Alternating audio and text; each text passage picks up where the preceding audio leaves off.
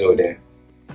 My name is Sam Mahm, and I am the manager in charge of operations of Lotus Asia Tours in Singapore. We are today all adapting to changes in our business environments and learning to live with COVID-19 until the day when medications and vaccines will be available to all of us.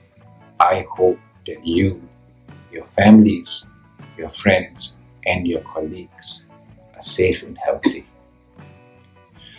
On January the 23rd, Singapore reported its first identified case of infection. As of today, the total cases have grown up to 29,000. Currently, 18,000 active cases have been isolated and cared for in our hospital and community facilities. Most are stable or improving, and 12 are in critical conditions and kept in intensive care units. 22 have died from the complications. In all, 11,000 patients have been fully recovered. As of the 7th of April, a circuit breaker was introduced. It involved closure of all non-essential businesses, shopping malls, retail outlets, schools and universities, and some restrictions of movements.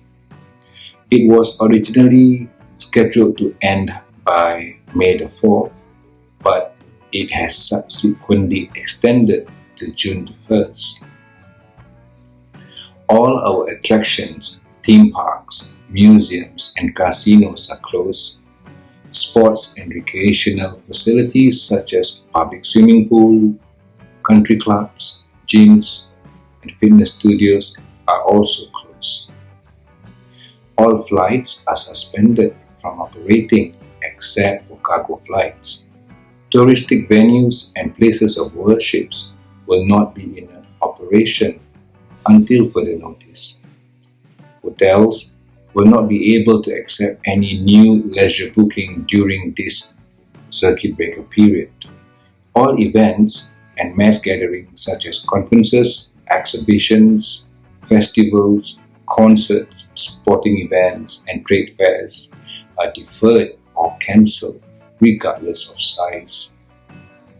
Restaurants and food centers are operating delivery and takeaway services only under strict protocols imparted by the Ministry of Health. It is currently mandatory of wearing of masks. All train coaches, train stations, buses and bus stops and interchanges are marked with safety distancing stickers. Thermal scanners are also deployed at various train station and airports. Safety distancing ambassadors are also deployed to ensure that all given guidelines are enforced. We at Lotus have started to telecommunicate since the beginning of March 2020. We do comply with all regulations imposed in the different countries where we operate. The whole of the travel industry is currently gearing up to resume operation soon. New ways of guaranteeing distancing, sanitations of people, vehicles, rooms, and other public areas are being studied and implemented. To be prepared, we at Lotus are working closely with the authorities and all the stakeholders in the travel industry. It is very important to us the drafting of proper guidelines and protocols to make sure they are effectively and consistently implemented when it comes to tour guides and all frontliners. Their well-being is our priority, for they are exposed to different folks coming from different corners of the world, and they may become vehicles of infection themselves. Sanitations of vehicles and of indoor gathering areas is our concern as well. Our long traditions of responsible and sustainable tourism has produced a number of itineraries rich in content that limits mechanical transportation, reducing or eliminating thus long period in enclosed spaces. In Singapore, we have a few opportunities to do so with slow-paced tours around the city, and I like to seize this opportunity to offer a glimpse into what a walk through Singapore may look like. Something we would love to do again very soon.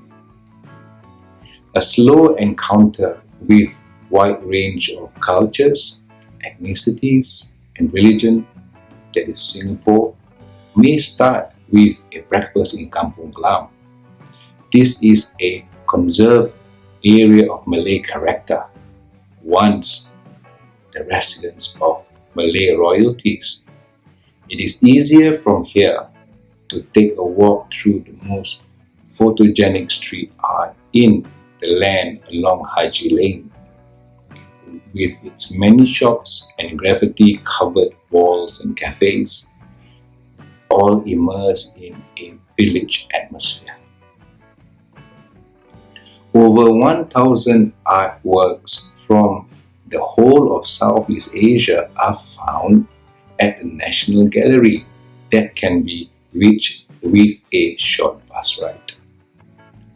Good is also to hop on a traditional bumboat, once utilized to carry merchandise, and ride over waters among the modern architecture of the city from the boat quay.